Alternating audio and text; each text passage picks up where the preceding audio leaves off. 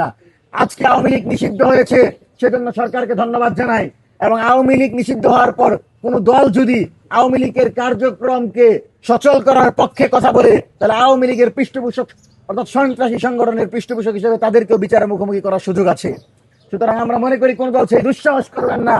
যারা গণহত্যা চালিয়েছে, যারা জুলাই আমার মা বোনদের উপর আঘাত করেছে, যারা আবু সাইদ ওয়াসিম মুগদের উপর গুলি করেছে, আজকে তাদের রায়ের ক্ষেত্রে 2 জনকে বলির পাঠা করে বাকিদেরকে মুক্তি দেয়া হলো।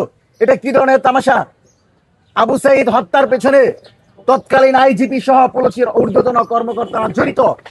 শুধুমাত্র 2টা কনস্টেবলকে বলি দিয়ে এই মামলা আপনি শেষ করে দিবেন, এটা আমরা মেনে নিব না।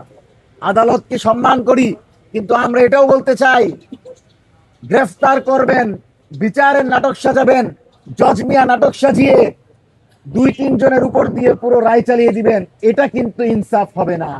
এটার জন্য আমরা লড়াই করি নাই। সুতরাং আমরা মনে করি আবু সাইদের যে রায় হয়েছে সেই রায়ে আমরা সন্তুষ্ট না, এবং তার পরিবার ঠিক একই কথা জানিয়েছে।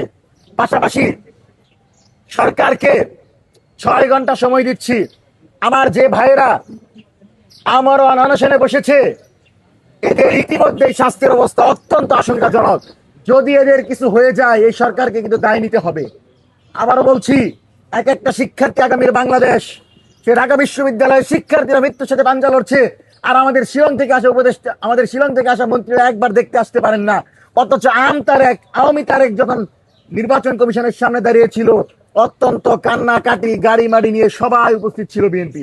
তো আপনারা কি মানে এটা বুঝাতে চান যে যারা ভারতীয় প্রক্সি, যারা আওয়ামী লীগের প্রক্সি, তাদেরকে ভালোবাসবেন, আর যারা ফ্যাসিবাদ বিরোধী লড়াইয়ের মাধ্যমে আপনাদেরকে আজকে ক্ষমতায় আনছে তাদেরকে উপেক্ষা করবেন? তাহলে আপনার পরিণতি হাসিনার মতোই হবে। কিন্তু আমরা সেটা কিন্তু চাই না।